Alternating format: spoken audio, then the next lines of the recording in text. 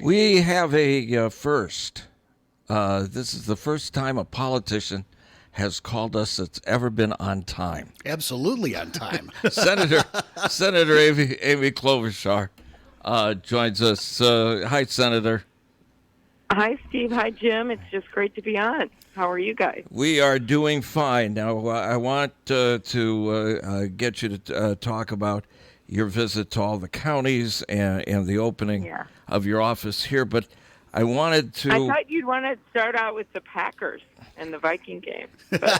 Act- Actually, I wanted to apologize on behalf of the Hawkeyes for ruining Minnesota's Okay. perfect.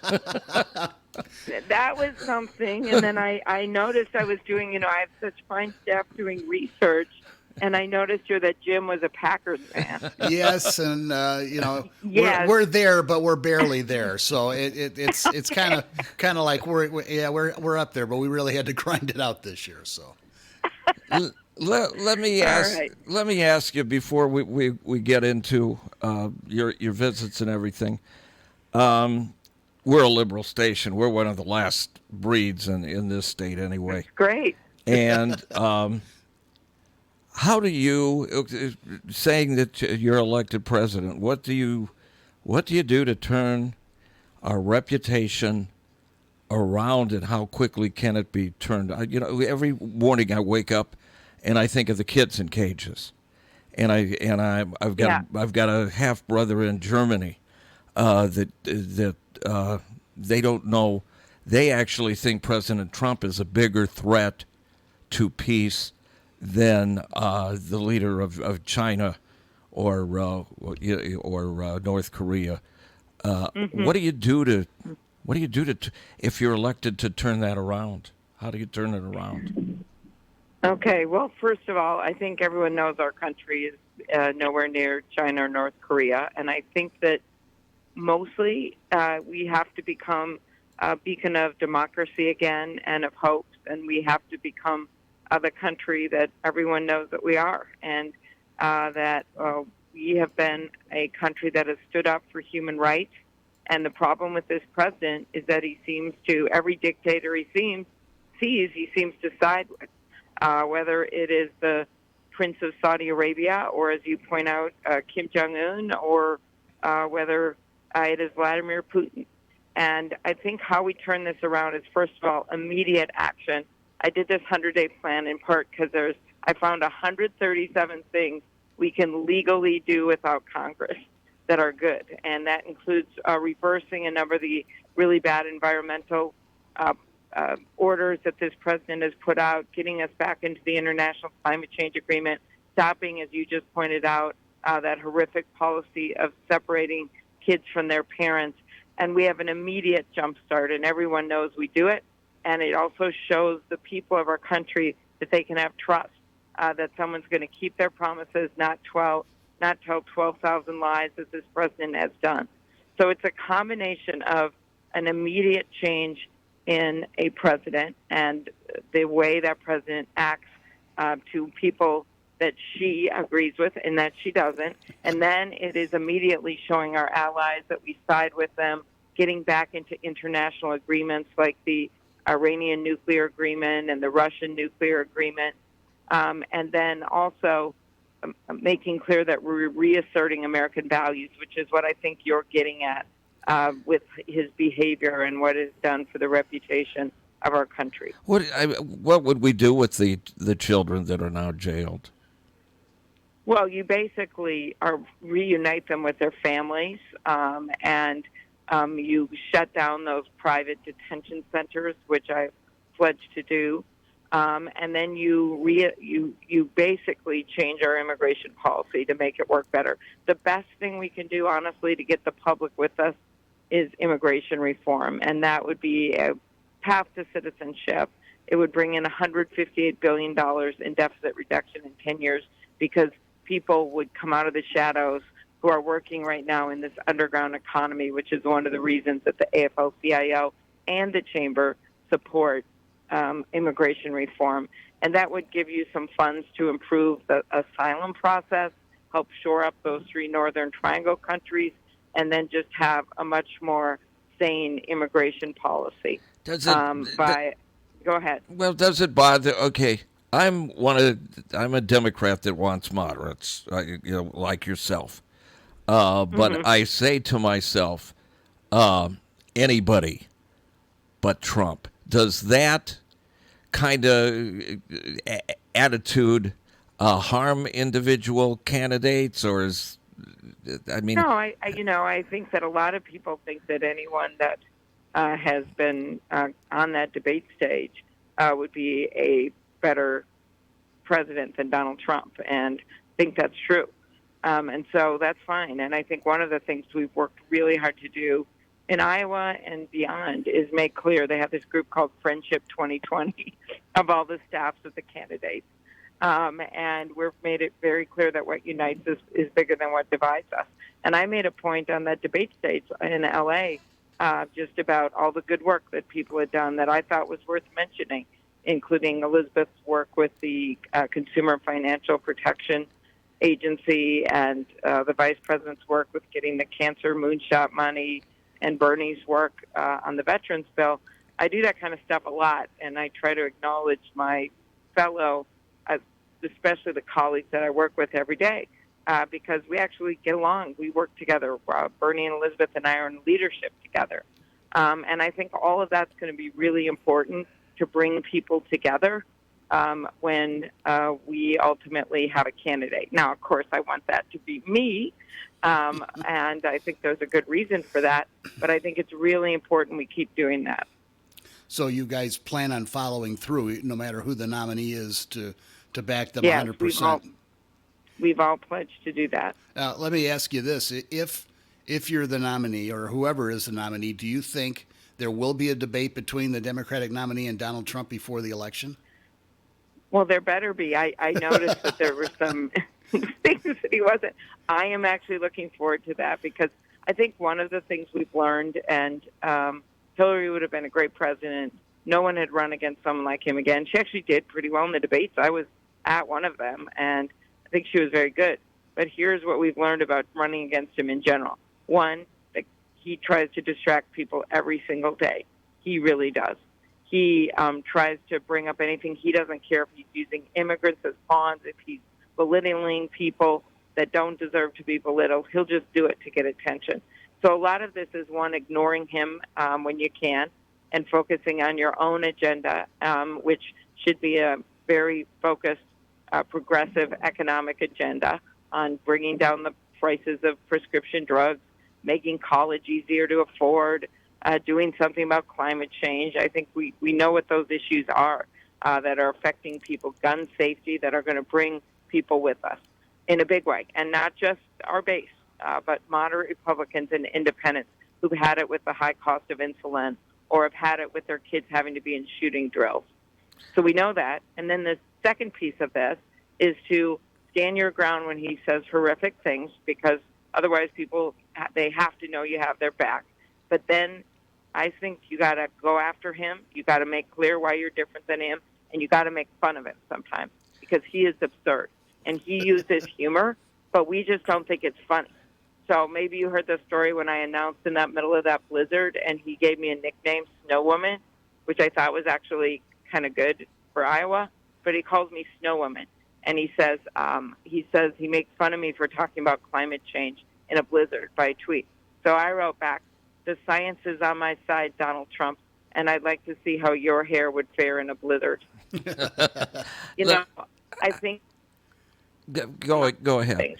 And I am uniquely good at using some of the humor on the stage and in the moment. And I think that that's really important. And people wonder if a woman can beat him. And as I said the other day, Nancy Pelosi does it every single day. So, a woman can beat him. Do you believe that this... You've got to... Go ahead. Do you believe that this... I don't believe that, let's say he is defeated, that he's going to go gracefully. How do you reach out and get those people, that have been stirred up by him and have followed him to come to a middle ground? Well, I don't think you're going to get all those people ever. They've always been there, and they have their views. But I think what you've got to do is set an example of how you're going to govern by bringing people with us, by not doing a mean tweet every single morning, as much as it's fun to talk about it on the radio, by immediately reaching out and finding those areas where you have common ground. Like I would say, infrastructure, immigration reform, and infrastructure being so important with the flooding that's been going on in Iowa. Immigration reform, there are a lot of Republicans that have wanted to get that done, and we got gut punched by Trump on the Dreamer deal. And I've had a lot of experience with this now, and I know where the votes are to get this done. And you just start working immediately. And they're not all going to come on board, but I think there are a number of independents and moderate Republicans. What are there, 30-some counties in Iowa that went for Barack Obama and then went for Donald Trump? And if we want to win that U.S. Senate seat in Iowa, and one of my arguments is can't just eke by a victory at 4 in the morning, because if we do that, it's not going to be your state, but that state. And that's great that we would have won the presidency, the most important thing, but we won't have won the U.S. Senate then. And I think we have a serious chance of sending Mitch McConnell packing. And the way you do that is by making sure that you have a candidate that's going to not just win by a little, but win big, and bring back states like Colorado and Iowa and Arizona. You have hit every county in Iowa. That's not an easy task. No, Does not. the polling sometimes frustrate you? Well, you would like to be number one, but I think we've seen quite a surge. Or a friend of mine had a bad autocorrect problem in a text and wrote, which you guys will like, "Congratulations on your Iowa insurgency."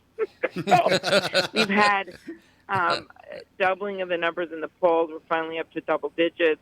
In 2 weeks ago, we have brought in regular people's money. After that last debate, over $1 million in just 24 hours. We've been opening offices. We've had the one in Iowa City going for a while, but we are going to have our grand opening coming up on Saturday at 9:45 at 412 Highland Avenue. So we're excited about that. And then today, I'm on my way down now from Minnesota. We're going to finish the last 3 counties, Emmett, Kossuth, and Humboldt, and then do a big celebration event in Des Moines at 5:15 at Curate. So we're excited about that. So that is our plan. And I think part of this, I've done this in Minnesota every year, is going not just where it's comfortable, but where it's uncomfortable, being willing to go to liberal areas, being willing to be with our base Democrats who have a lot of policy questions that I like to answer, but then also being willing to go to Republican counties as well. And even to bring back some of those people is going to be key to winning the Senate seat and making sure that we reelect Abby and Cindy, get Rita in there, and yes, win that Steve King race with JD, which we have a serious chance of doing. You said earlier, it's fun to talk about the tweets in the morning radio, but it really isn't. And I've been doing this. This is my 55th year. It is actually very depressing to wake up every morning and have a different rant and a different attack. It's ridiculous. And it's what people do when they want to hold on to power. I mean, that's what he's doing, because he likes power. He likes having everyone talk about him, and he doesn't care what the consequences are. And once you see it that way, a lot of times you can just ignore it. I always tell people, if you put your blanket over your head when you turn on the TV or you look on your phone and you see those tweets, then we lose. But if you answer with action, you just be like, oh, there he goes again. And you think about what you're going to do to help any candidate, local candidate, whatever that day. That makes a difference.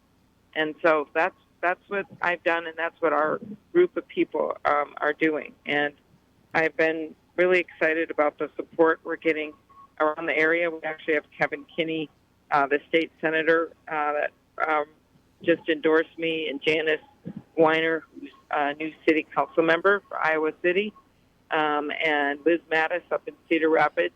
But we have the most endorsements of any electeds or former electeds. And part of that is I tell everyone, we are not going to let this guy get us down. We are going forward in a positive way on this campaign. And that's what we've done every single day, no matter what happens. You and Pete Buttigieg are kind of like the kids on the the block. Well, I tell him that 59 is the new 37. So, I'm a little older than him. Let's be honest, okay? But anyway, I think that having a lot of different people running is really important. What he and I do have in common is we're both from the Midwest, and we're the only two candidates who have been on the debate stage now for a while who are from the middle of the country. And I think that, that's really important when we look at those states that we lost, Pennsylvania and Wisconsin and Michigan and Iowa and Ohio, and we barely won Minnesota in 2016. And so my plan, and I've gone around to every single Midwestern state. I just finished up in South Dakota 3 days ago. And my plan is to build a beautiful blue wall around these states and make Donald Trump pay for it.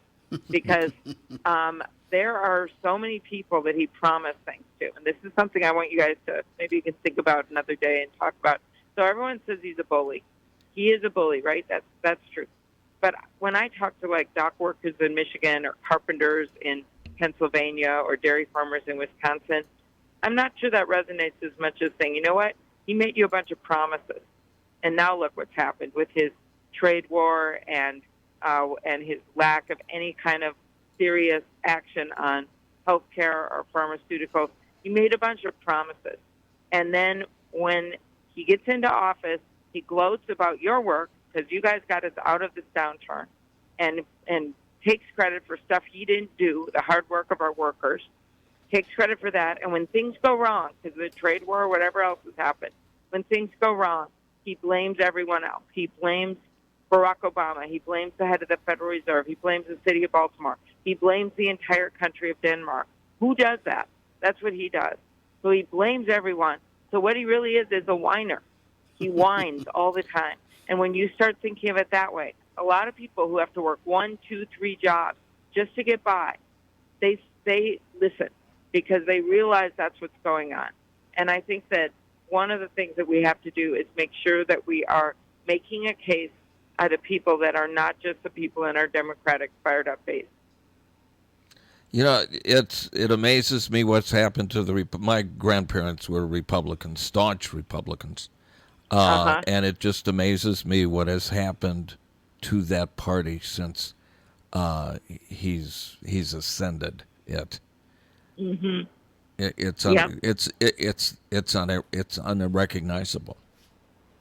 Yes, it is. And there were days when you think way back in time where Republican Party stood up for conservation and our public lands and environment. And right now, so many of them, and there's just only a few exceptions, he says jump and they say how high. And so to me, they're really betraying a lot of those original, the dad, and how he doesn't care. He's basically running the country like a bankrupt casino. What he does when it comes to conservation, when Republican Party was, the party of Teddy Roosevelt, right, who loved the land. And there's so many examples of that. Or working with the rest of the world, like George H.W. Bush did, or getting into doing something about things like AIDS in Africa, like George W. Bush did.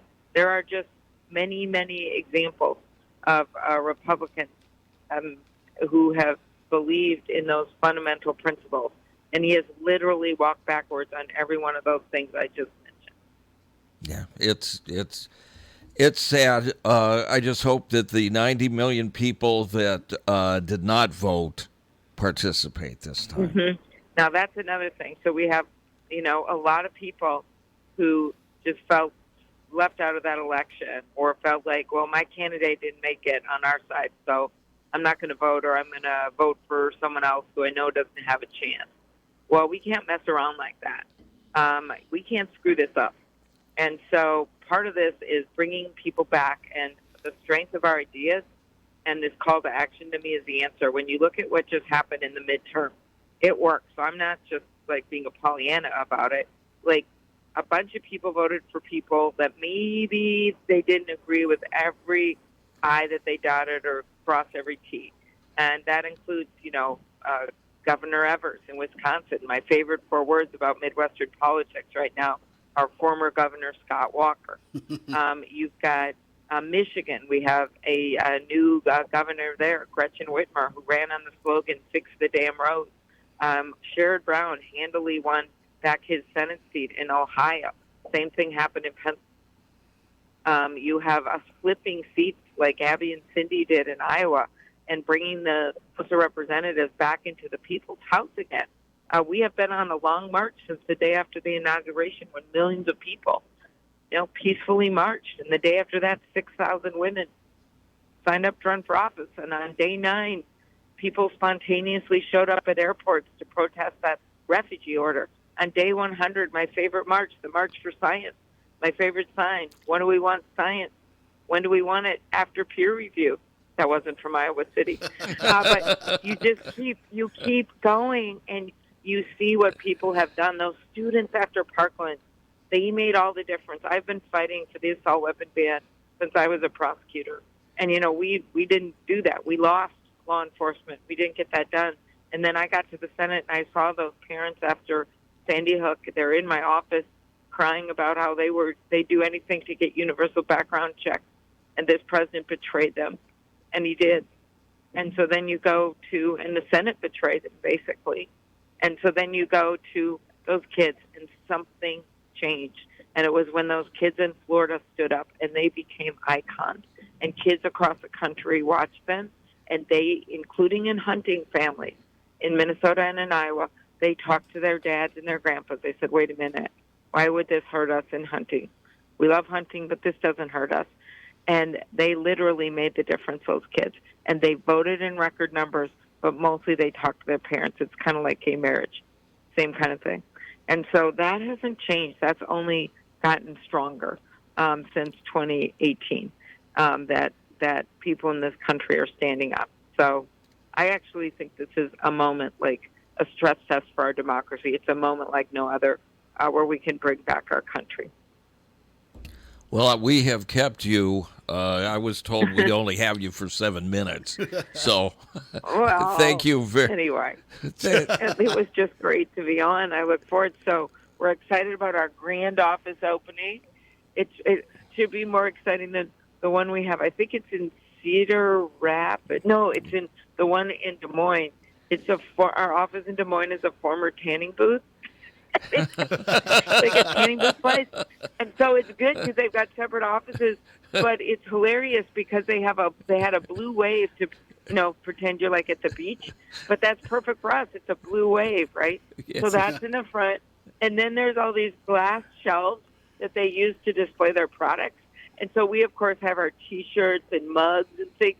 And someone said to me, did you really think you should spend money on glass shelves? I'm like, no. It was a tanning booth place. That's great. Anyway, so we will be there on Saturday. We're very excited. Iowa City. Well, listen, Okay. anytime you want to come on, you're more than welcome. Okay.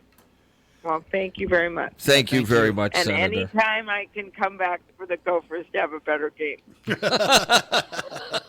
Well, All right. Okay. thank you. I sent our governor. Our governor went down for that game to be my representative and my husband. So there you go. So, all right. Thank you. Okay. Thank you, Senator. You. Okay, bye.